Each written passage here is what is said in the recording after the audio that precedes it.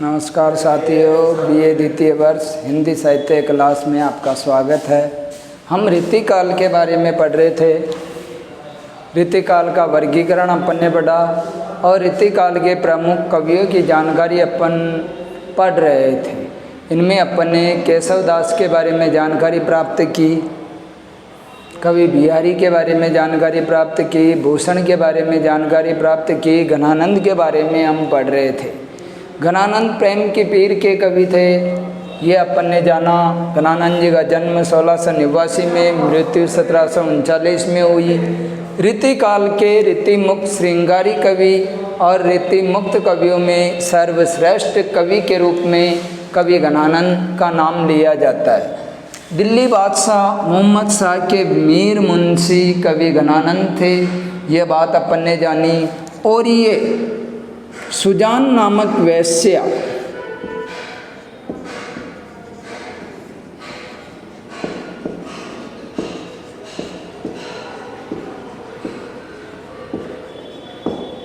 या आप नर्तकी भी कह सकते हैं। यानी कविवर घनानंद जी सुजान नामक वेश्या से प्रेम करते थे और इसी सुजान नामक वेश्या का प्रेम आगे चल के अलौकिक रूप में इन्हीं का कृष्ण प्रेम बन गया था और आगे जाके ये निम्बार्क संप्रदाय के अनुयायी बन गए थे। तो मैं आपको बता रहा था कि दिल्ली बादशाह मोहम्मद शाह के मीर मुंशी के रूप में कवि घनानंद जी थे और सुजान नामक वेश्या से ये प्रेम करते थे। कहा जाता है एक बार दरबारियों के कुचक्र षड्यंत्र, यानी दरबारी लोग इनसे काफ़ी द्वेष रखते थे, इनसे जलते थे, क्योंकि ये सुजान नामक वेश्या से प्रेम करते थे। सुजान भी काफ़ी सुंदर थी, तो अन्य दरबारी कवि इनसे काफ़ी द्वेष रखते थे। एक बार दरबारियों के षड्यंत्र के कारण कहा गया बादशाह के कान भरे गए, क्योंकि उस समय जो मुग़ल बादशाह था वो कान का कच्चा था। कान का कच्चा होना एक मुहावरा भी है, विदिता आपको। इसका तात्पर्य होता है हर किसी की बातों में आ जाना। तो बादशाह कान का कच्चा था और बादशाह को कहा गया कि घनानंद जी बहुत अच्छा गाते। घनानंद जी को दरबार में बुलाया गया और बादशाह के सामने गाने के लिए कहा गया, किंतु घनानंद जी ने नहीं गाया, क्योंकि वो तो स्वच्छंदवादी कवि थे, उन्मुक्त कवि थे। तो फिर किसी ने कहा कि ये ऐसे नहीं गाएगा। बादशाह से कहा गया कि यदि इनकी प्रेमिका सुजान को यहाँ बुलाया जाए और सुजान कह दे तो ये बिल्कुल गाएंगे। दरबारियों के कथन के अनुरूप सुजान को दरबार में बुलाया गया और इसके बाद घनानंद जी ने बहुत अच्छा गाया।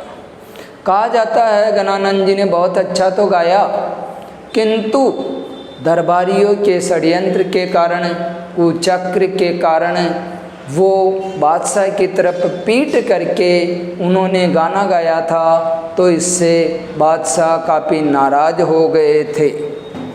और बादशाह की नाराज़गी के कारण, दरबारियों के कुचक्र के कारण इन्हें दरबार से निकाल दिया गया था। जब वो दरबार से जा रहे तो इन्होंने अपनी प्रेमिका सुजान से भी कहा कि आप भी मेरे साथ चलो, किंतु सुजान की बेवफाई के कारण, सुजान के मना करने के कारण इनका दिल सुजान के प्रति से टूट गया और वही विरह का रूप आगे बन गया था। इन्होंने जाते जाते सुजान से भी कहा था कि हे मीत सुजान, तुम क्या समझ सकोगी इश्क की आग को, जिस दिन समझ जाओगी भूल जाओगी अपने आप को।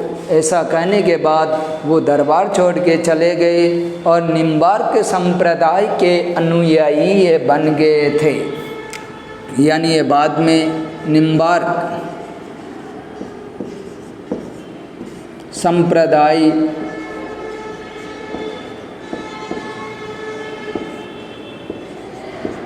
के अनुयायी ये बन गए और वहीं ये कृष्ण भक्ति करने लग गए।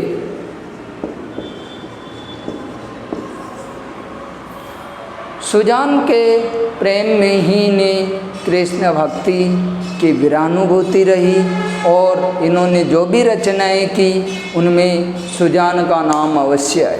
कवि गणानंद जी के लिए कहा जाए कि कवि गणानंद जी ने आचार्यत्व प्रकट करने के फेर में रीतिकालीन कवियों ने अपना रूप धूमिल कर दिया था, किंतु गणानंद जी इससे बिल्कुल मुक्त थे। गणानंद जी के बारे में कहा जाता है, गणानंद जी के लिए रामधारी सिंह दिनकर जो द्वितीय राष्ट्रीय कवि है, उन्होंने कहा विरह तो गणानंद की पूंजी थी। और रामधारी सिंह दिनकर जी ने ही गणानंद के लिए कहा था वे अपने आंसुओं से रो रहे थे। ये दिनकर यानी रामधारी सिंह दिनकर जी की परिभाषा है, कोटेशन है, ध्यान में रखना। वे अपने आंसुओं से रो रहे थे।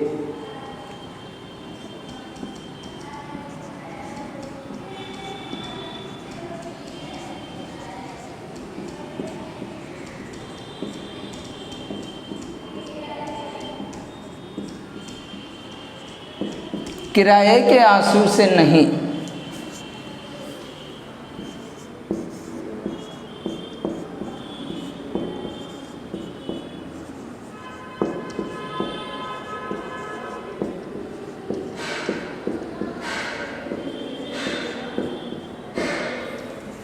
यानी दिनकर जी ने गणानंद जी के लिए कहा कि वे अपने आंसुओं से रो रहे थे, किराए के आंसुओं से नहीं। अगर गणानंद जी की बात करें तो गणानंद जी रीति मुक्त सर्वश्रेष्ठ कवि थे और आधुनिक काल में गणानंद ग्रंथावली का संपादन राम वृक्ष बेनीपुरी जी ने किया था। ध्यान में रखना आपको, आधुनिक काल में राम वृक्ष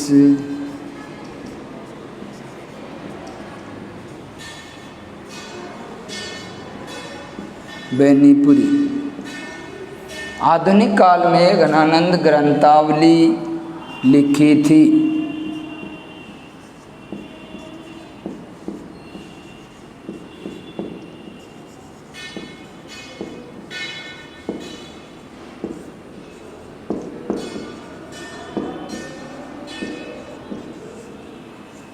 की रचना की थी या लिखी थी।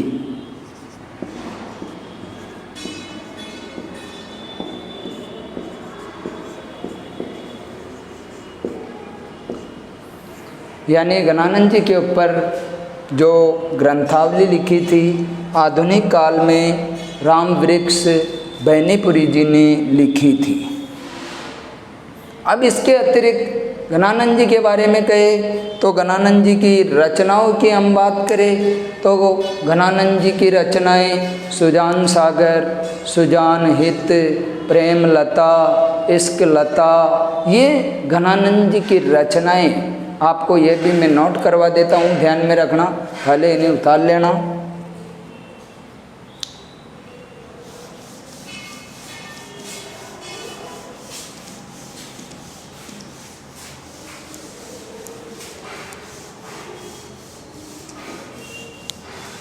गणानंद जी की रचनाएं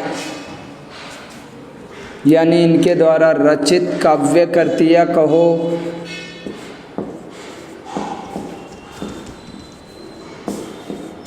या रचनाएं कहो,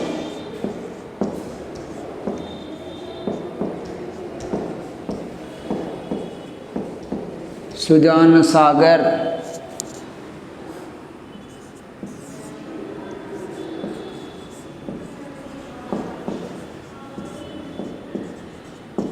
सुजान हित,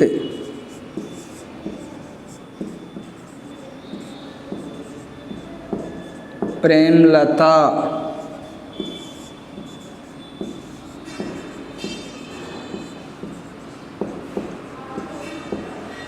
विरह बारिश,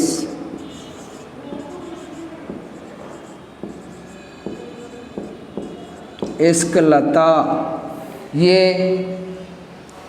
रीतिमुक्त सर्वश्रेष्ठ कवि घनानंद जी के द्वारा रचित रचनाएं हैं। ये भी आपको ध्यान में रखना है।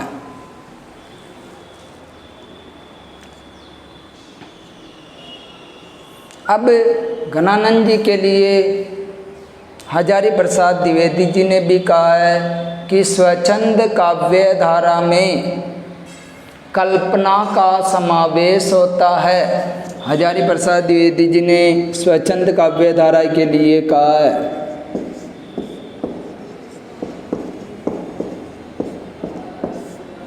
कि स्वच्छंद काव्य धारा में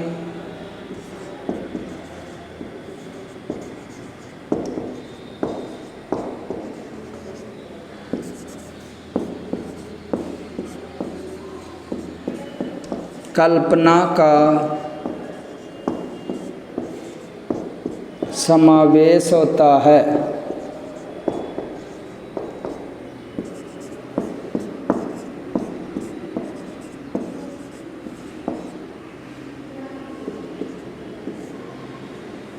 हजारी प्रसाद द्विवेदी जी ने स्वच्छंद काव्य धारा के बारे में लिखा है कि इसमें कल्पना का समावेश होता है। कवि घनानंद जी स्वच्छंदवादी रीति श्रृंगारी कवि थे। कवि घनानंद जी ने अपनी काव्य रचनाओं में श्रृंगार रस के वियोग श्रृंगार का सर्वाधिक वर्णन किया था। ध्यान में रखना है, यानी श्रृंगार रस के दो भाग होते हैं, संयोग श्रृंगार और वियोग श्रृंगार।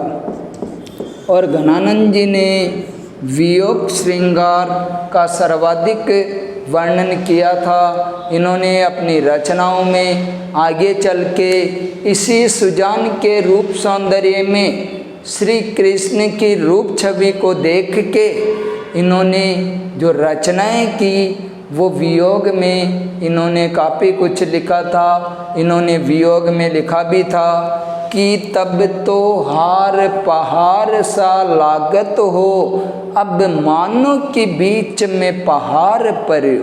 यानी जब इनके संयोग की अवस्था थी तो उस समय घनानंद जी और उनकी प्रेमिका सुजान दोनों के मनोभावों को अभिव्यक्त करते हुए वो कहते थे कि हे प्रेमिका सुजान, जब तुम्हारे और मेरे संयोग की बेला थी उस समय तो तुम्हारे गले का हार भी बीच में आता तो मानो वो पहाड़ की तरह लगता था, किंतु अब मानो सचमुच में ही तुम्हारे और मेरे बीच में पहाड़ जितनी दूरियां हो गई थी।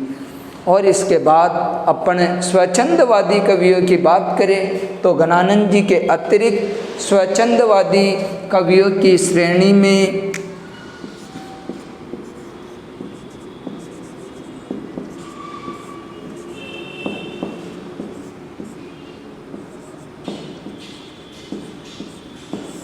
आधुनिक काल में स्वच्छंदवादी कवि घनानंद जी की श्रेणी में आते हैं। उन कवियों की बात करें तो श्रीधर पाठक,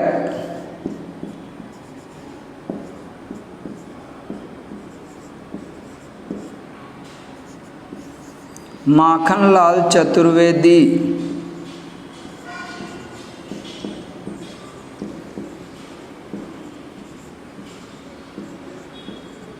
हरिवंश राय बच्चन,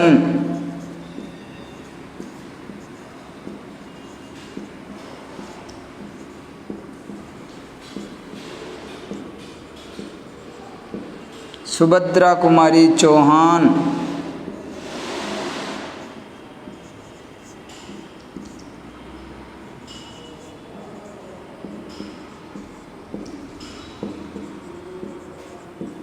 राम नरेश त्रिपाठी,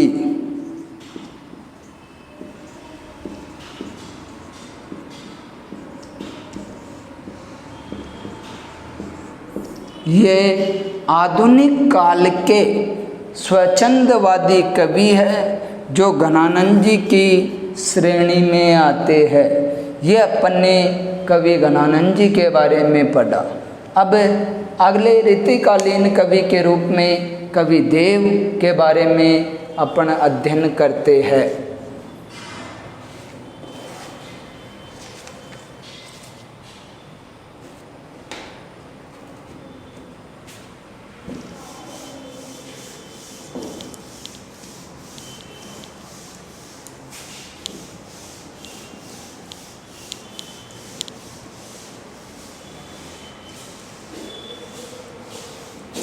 अगले कवि के रूप में कवि देव।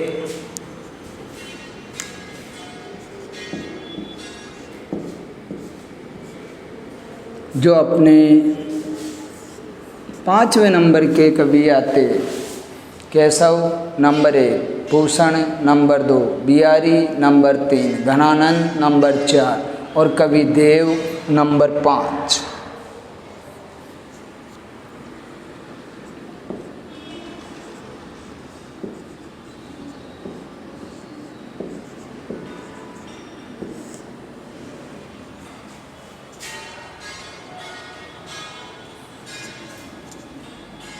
सोलह सौ 73 से 1768, बहुत से स्थानों पे 1767 भी इनका जन्म माना जाता है।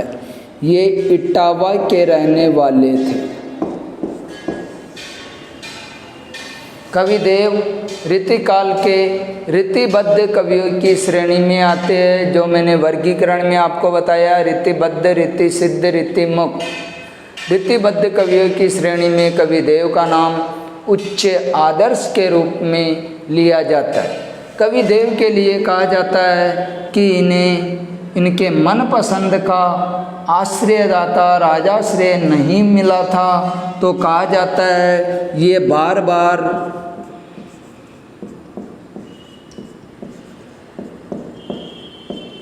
अपना आश्रयदाता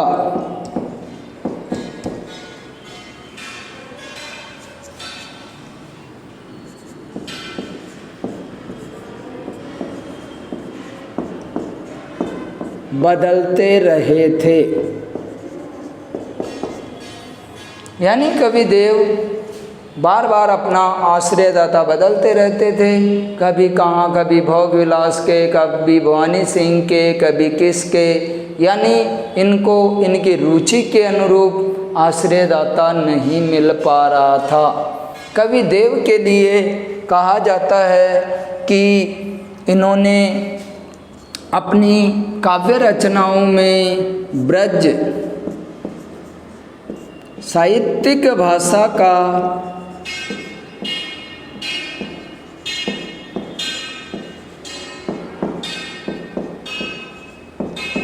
प्रयोग किया था। यानी मुख्य बात ध्यान में रखनी है, कवि देव की मुख्य भाषा ब्रज थी।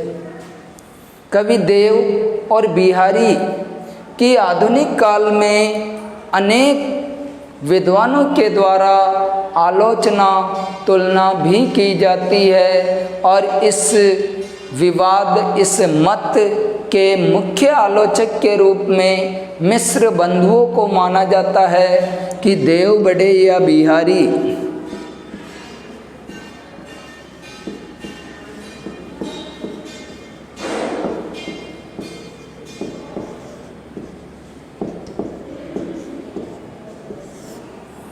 इसके आलोचक के रूप में मिश्र बंधु मुख्य माने जाते हैं।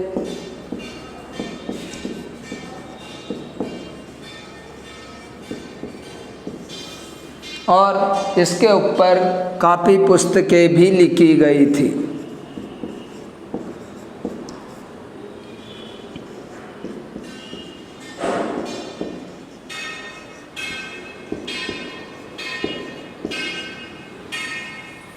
कवि देव अलंकारवादी कवि थे। शब्द शक्तियों के क्षेत्र में कवि देव का अनुपम योगदान माना जाता है। कवि देव ने शब्द शक्तियों के लिए कहा कि अभिधा उत्तम काव्य है, मध्य लक्षणाहीन, अदम व्यंजना रस बिरस, उल्टी कहत नवीन। कवि देव ने शब्द शक्तियों के बारे में लिखा है।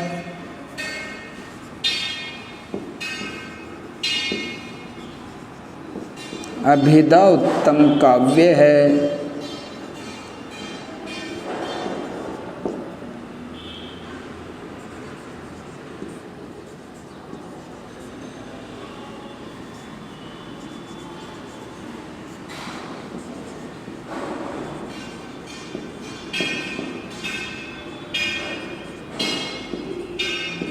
मध्य लक्षणाहीन अधम व्यंजना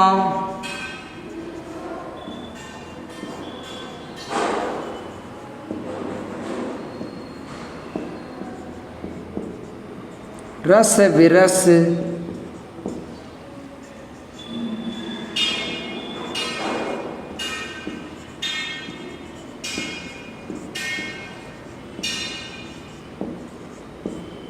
उल्टी कहत नवीन, यानी ये ध्यान में रखना है, शब्द शक्तियों के लिए कवि देव ने बहुत कुछ कहा कि अभिधा लक्षणा व्यंजना 3 प्रकार की शब्द शक्तियाँ होती, तो इन्होंने अभिधा को उत्तम काव्य माना, मध्य लक्षणाहीन लक्षणा को इन्होंने बीच की मानी, किंतु अधम व्यंजना रस विरस, यानी इन्होंने व्यंजना शब्द शक्ति को बिल्कुल ही अधम रस विरस यानी बिल्कुल ही अन्य अर्थ देने वाली है, और उल्टी कहत नवीन, यानी जो व्यंजना शब्द शक्ति है उसके बारे में भी इन्होंने कहा है। तो कवि देव की शब्द शक्तियों के बारे में बात करें तो इन्होंने ये इन्हीं के द्वारा लिखी गई पंक्ति है कि अभिधा उत्तम काव्य है, मध्य लक्षणाहीन अब अधम व्यंजना रस विरस उल्टी कहत नवीन। कवि देव की रचनाओं की बात करें तो कवि देव के द्वारा कहा जाता है कि 71 से अधिक ग्रंथ कवि देव ने लिखे थे, किंतु इनके द्वारा जो प्रामाणिक ग्रंथ है उनकी संख्या लगभग 15 ही मानी जाती है। तो अपने इनके कुछ ग्रंथों के बारे में जानकारी प्राप्त कर सकते हैं। तो इनके प्रमुख ग्रंथों में नंबर 1 भाव विलास,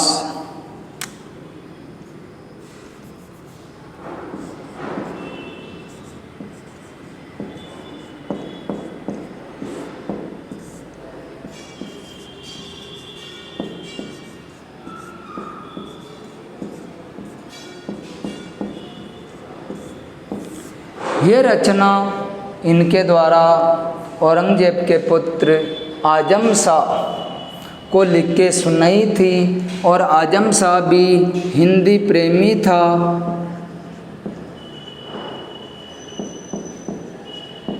और आजम शाह के लिए ही ये रचना इन्होंने लिखी थी।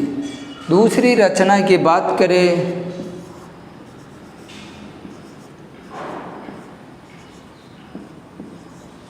अष्टयाम, कवि देव की यह रचना जो अष्टयाम है वो अजय शाह को इनके द्वारा सुनाई गई थी। अगली रचना भवानी विलास,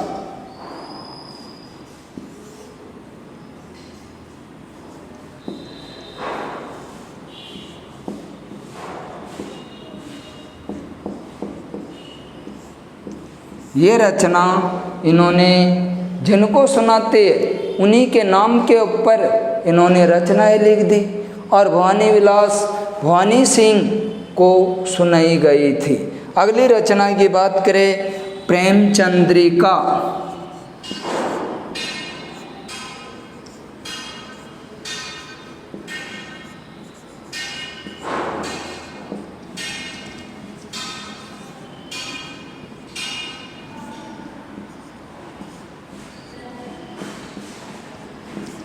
प्रेमचंद्रिका इन्हीं के द्वारा रचित रचना है। रस विलास इन्हीं के द्वारा रचित रचना है। जाति विलास देव शतक भी इन्हीं के द्वारा रचित रचनाएं हैं।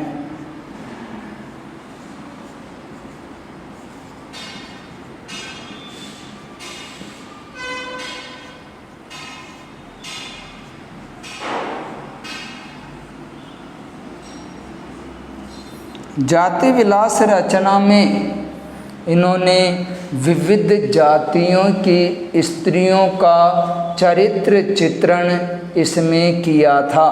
तो ये आपके रीतिकाल के प्रमुख कवि जिन जिन के बारे में अपन ने पढ़ा था। नंबर 1 केशवदास जी के बारे में अपन ने जानकारी प्राप्त की, जो रीतिबद्ध कवि थे। नंबर 2 कवि भूषण, जो रीतिबद्ध कवि थे, रीतिकाल के एकमात्र राष्ट्रीय कवि थे। नंबर 3 अपने कविवर बिहारी की जानकारी प्राप्त की। नंबर 4 अपने गणानंद जी के बारे में पढ़ा। और नंबर 5 कवि देव के बारे में अपन ने पढ़ा। ये रीतिकाल के प्रमुख कवियों की जानकारी अपन ने प्राप्त की। और ये रीतिकालीन प्रमुख कवि, रीतिकाल का वर्गीकरण अपन ने पढ़ा था। अगली कक्षा में हम रीतिकाल की अन्य जानकारी प्राप्त करेंगे, रीतिकाल की विशेषताओं के बारे में जानेंगे। धन्यवाद।